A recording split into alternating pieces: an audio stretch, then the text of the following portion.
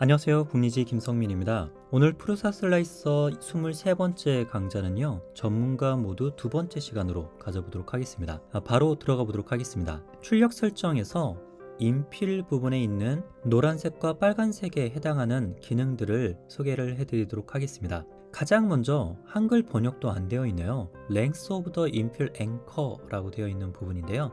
이것과 바로 밑에 있는 Maximum Length of the infill anchor라고 하는 거는 두 개가 거의 같은 내용이라고 보시면 되는데요.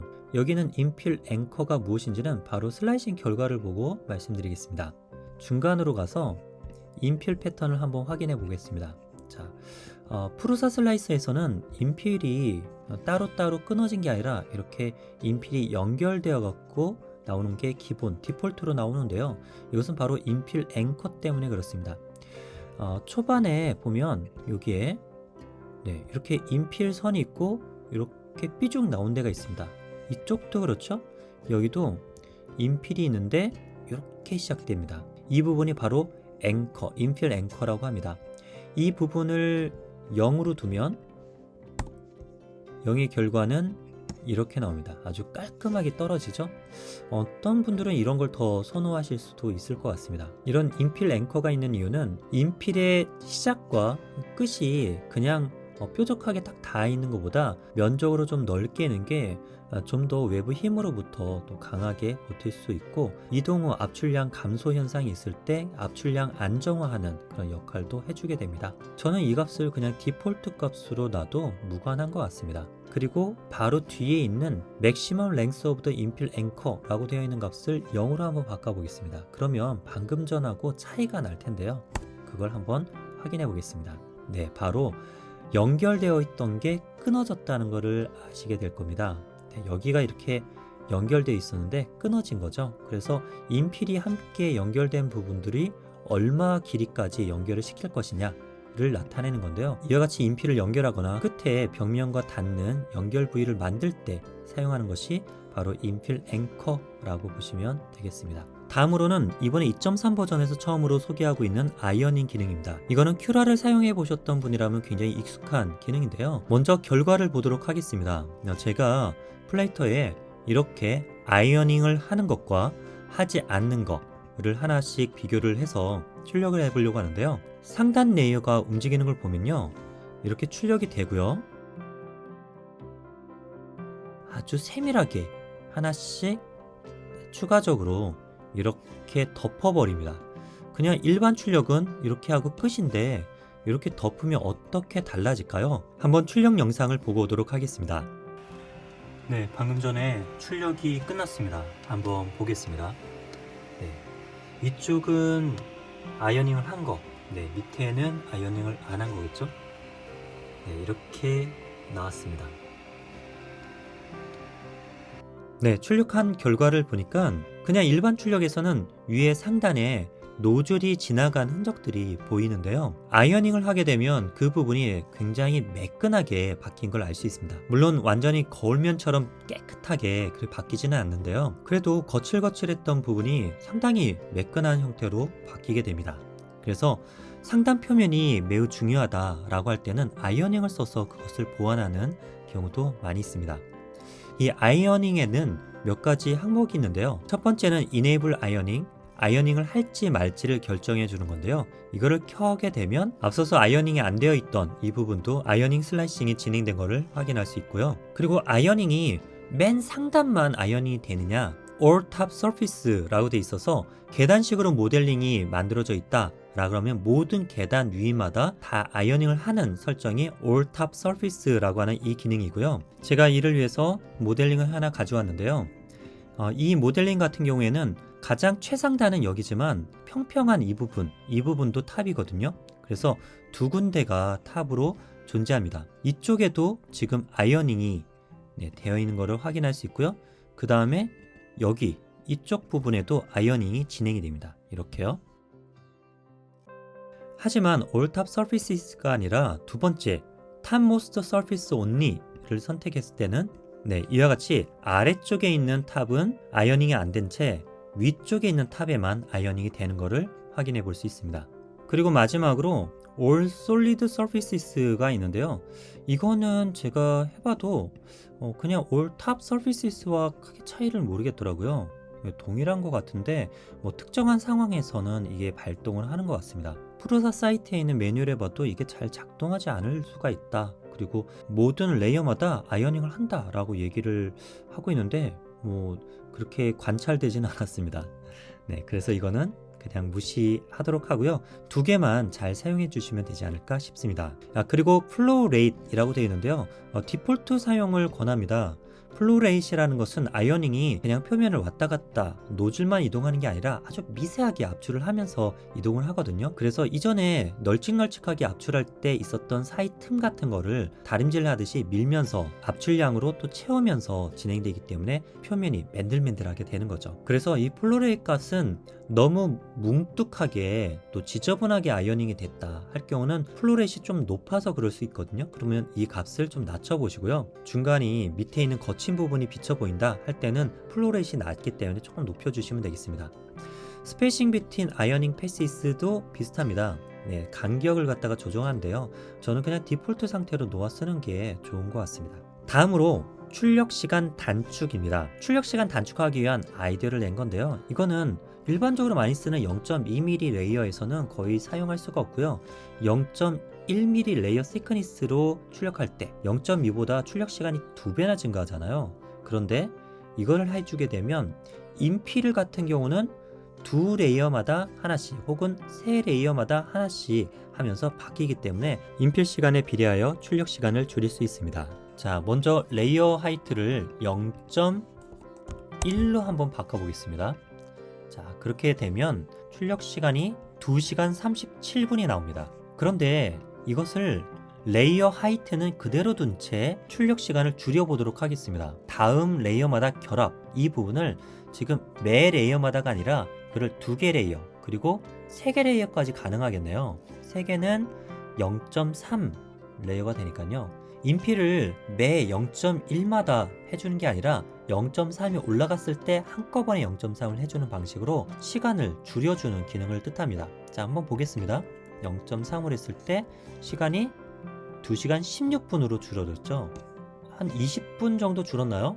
네, 그렇게 많이 준 거는 아닌 것 같은데 이게 인필이 전체 출력물에 차지하고 있는 비율이 굉장히 클 경우 그럴 때는 굉장히 유용하리라고 봅니다. 섬세하게 출력하는 0.1mm 레이어 하이트에 적용이 될 수 있고요. 네, 0.2에는 이게 두 레이어만 하더라도 0.4가 되기 때문에 적용이 안 됩니다. 다음으로 필요한 경우 체험이라고 되어 있는데요. 일괄적으로 그냥 다 채우지 않는다는 뜻이겠죠. 이게 어떨 때 필요하냐면 바로 인필이 내부 서포트 역할을 해줄 때 그때만 그곳에만 인필을 만든다 라는 뜻입니다. 한번 보겠습니다. 제가 구 형태의 모델링을 가져왔는데요. 슬라이싱 하면요 이렇게 나오죠. 네, 안에를 보겠습니다. 안에는 이렇게 인필이 가득 채워져 있습니다. 그런데 네, 필요한 경우 체험에 체크를 하게 되면요 네, 이렇게 나옵니다.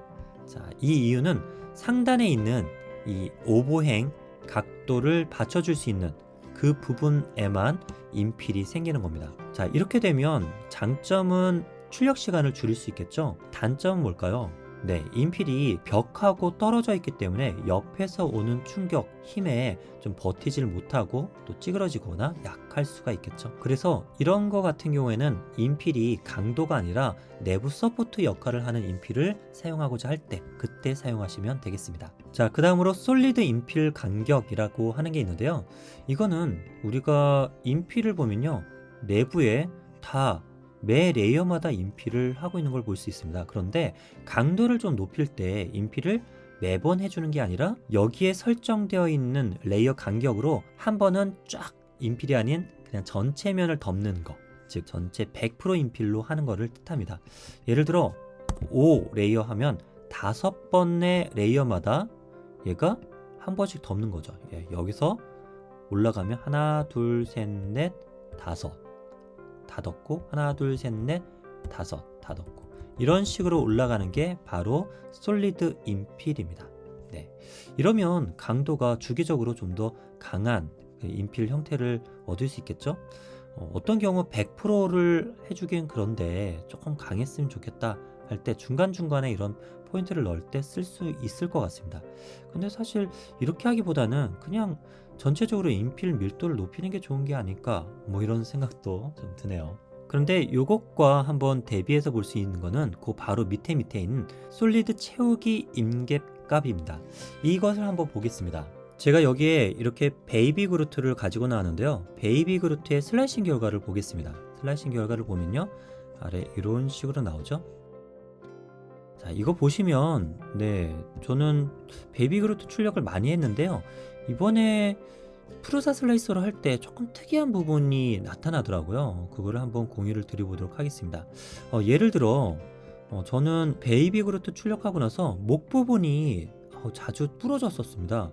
그 이유가 이 목이 상당히 약한 부분이거든요. 가늘어지기 때문에요. 그리고 팔 부분도 좀 부러졌습니다. 팔도 이렇게 약한 부분이 있어요. 그런데 이렇게 약하다고 해갖고 그 부분을 위해서 전체 인피를 높이거나 한다고 하면 조금 시간 낭비고 재료 낭비가 될 수 있죠. 그런데 여기서 솔리드 채우기 임갭 값을 넣으면요, 단면 면적이 여기에 입력된 값보다 작은 곳에는 그냥 전체를 100% 인필로 채우는 기능입니다. 해당하는 그 부분이 좀 더 튼튼하게 만들어질 수 있겠죠. 여기 그 베이비 그루트의 여기 목 부분이 좀 약하다고 했으니까 이 목 부분을 가득 솔리드로 한번 채워보도록 하겠습니다. 50까지 한번 높여보겠습니다. 이렇게 특정 면적보다 얇은 쪽은 전체 솔리드 인필이 되는 것을 볼 수 있습니다. 다시 0으로 하게 되면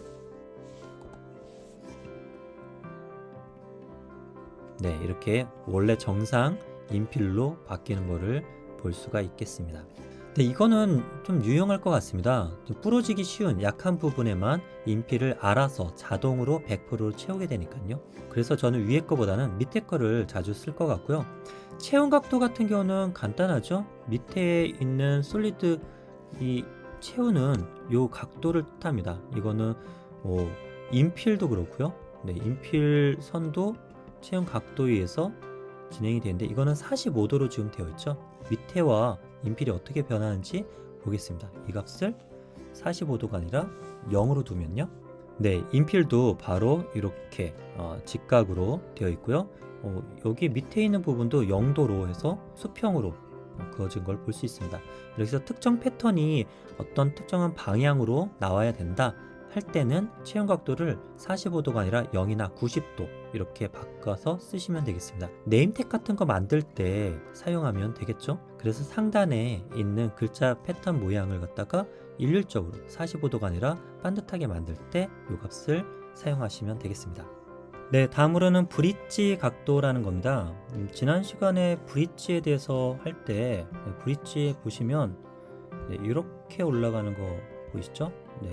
이렇게 브릿지의 초반 이 레이어는 이런 식으로 양쪽으로 하고 가운데를 이렇게 형성을 합니다. 다음 레이어로 올라갈게요. 다음 레이어에서 보면 그 다음 레이어는 이렇게 되죠. 양쪽으로 사선으로 들어가는데 앞서서 보셨던 여기 브릿지 각도라고 하는 것은 첫 번째 브릿지 선, 이 선의 각도를 얘기합니다. 지금은 0도로 되어 있기 때문에 이렇게 수평하게 브릿지가 형성이 되어 있는데요. 이게 0도가 아니라 45도로 이렇게 바꿔보면요, 이렇게 바뀌는 거죠. 이렇게 해서 양쪽을 하고 나서 안으로 들어와서 대각선으로 이렇게 사선으로 형성하는 형태입니다. 브릿지가 양쪽이 견고하게 형성되어 있다면 이렇게 해서 서로 이게 연결을 시키는 게 괜찮을 것 같은데 초반 브릿지에서는 이게 밑으로 살짝 처져 있기 때문에 이게 제대로 형성이 안 될 거거든요. 그래서 저는 그냥 이게 디폴트 0으로 두는 게 나을 것 같습니다. 자, 그 다음에 둘레를 횡단할 때만 수축이라고 되어 있는데요. 이거는 리트랙션이죠. 리트랙션이 어느 위치에서 생기느냐 이거에 대한 건데요. 제가 이렇게 박스 3개를 하나 가져왔습니다. 모델링이 서로 이렇게 떨어져 있는 그런 형태가 있다라고 했을 때 여기 보시면 밑에 옵션에서 지난 시간에 이동선을 볼 때는 이송 요거를 했는데 이동선이 아니라 리트랙션을 볼 수 있습니다. 리트랙션을 체크를 해주게 되면 이렇게 네, 이 부분 핑크색, 진한 핑크색으로 되어 있는 이 부분이 다 리트랙션이 발생하는 부분이라고 보시면 됩니다. 이렇게. 네. 이 리트랙션이 발생하는 이 부분이 지금은 한 레이어당 한 3개 정도 되는 것 같아요. 네. 그리고 이거를 그 해당 레이어만 보려면 밑에 있는 자물쇠를 꺼주면 네, 해당 레이어만 볼 수가 있습니다. 네, 이렇게 가까이서 보면요. 네, 이 핑크색이 되어 있는 부분이 모두 이동할 때 리트랙션이 있던 부분입니다. 자, 그런데요. 둘레를 횡단할 때만 수축, 네, 수축은 리트랙션이니까 외벽을 갖다가 가로질러서 다른 데로 이동할 때만 리트랙션 하라라는 건데요. 이거는 안에서 막 이동할 때도 리트랙션이 다 됩니다. 이 내부 안에서 이동할 때도요. 그러니까 한 4개 정도 되죠. 그런데 둘레를 횡단할 때만 수축을 체크를 하시고 보면요. 리트랙션이 한 번밖에 안 나옵니다. 이 리트랙션은 언제 발생을 하느냐? 바로 네, 인필까지 하고 이동하기 바로 직전에 리트랙션해서 이동하고 네, 이렇게 진행되는 거죠. 또 이동하기 직전에. 즉 외벽에 이렇게 출력된 부분을 갖다가 가로질러서 다른 곳으로 갈 때 그때 리트랙션을 하지 내부에 있을 때 이 안에서 움직일 때는 리트랙션 없이 다 출력을 하는 그 기능이 바로 여기에 있는 둘레를 횡단할 때만 수축 기능입니다. 리트랙션이 너무 잦을 때 그때 사용을 하면 좋지 않을까 하는데 저는 그러더라도 리트랙션은 짧은 구간에서라도 리트랙션 없이 이동하면 그 사이가 얇은 거미줄처럼 이런 게 막이 생기기 때문에 저는 이거는 끄고 하는 게 맞을 것 같아요. 그래서 혹시 켜져 있다면 끄고 시간은 조금 늘어나겠지만 그래도 품질을 생각하신다면 이거 해주면 좋을 것 같습니다. 둘레보다 앞쪽의 체험이라고 되어 있는데요. 이거는 지난 시간에 외벽 외곽선 우선이 있었죠. 그것은 외벽과 내벽 둘 중에 외벽부터 먼저 한번 시작하는 그 기능이 레이어 및 둘레 쪽에 있었고요. 외부 경계선이라고 표현했죠. 이쪽에 있는 둘레보다 앞쪽의 체험이라고 하는 이 기능은 인필을 갖다가 먼저 할지 뒤에 할지 그 기능을 이야기합니다. 이것을 체크하지 않은 상태에서는 인필은 맨 마지막에 하게 됩니다. 자, 한번 볼까요? 네, 먼저 내벽하고 외벽 한 다음에 그 다음에 인필하죠. 네, 외벽하고 내벽하고 인필, 내벽 그리고 외벽하고 인필. 네, 이렇게 되네요. 자, 그런데 여기서 둘레보다 앞쪽의 체험, 요 인필을 먼저 하면요, 이렇게 나옵니다. 번역이 좀 이상한데 네, 그걸 체크하는 순간 인필부터 하고 그 다음에 내벽하고 외벽 이런 순서로 진행이 되는 거죠. 저는 이거를 체크를 해제한 상태로 진행하는 거를 선호를 하고요. 대신에 만일 멀티컬러 프린팅이다 할 경우는 프라임 타워가 끝나고 왔을 때 바로 내벽이나 외벽부터 하는 것보다 인필하면서 잔여 색깔을 없애주는 네, 잔여 색깔을 짜주는 역할을 인필에서 처리해주는 게 좀 더 타워 양을 줄일 수 있다고 보기 때문에 저는 그때 사용하면 좋을 것 같습니다. 그래서 일반적으로는 꺼두고 사용하면 좋지 않을까 하고요. 그래서 오늘 여기 있는 노란색과 빨간색 네, 어드밴스드 전문가 기능에 대한 내용들의 소개를 한번 드렸습니다. 오늘도 자그마한 도움이 되셨으면 좋겠고요. 네, 즐거운 프린팅 생활 이어가시길 바라겠습니다. 그러면 다음 시간에 뵙겠습니다. 감사합니다.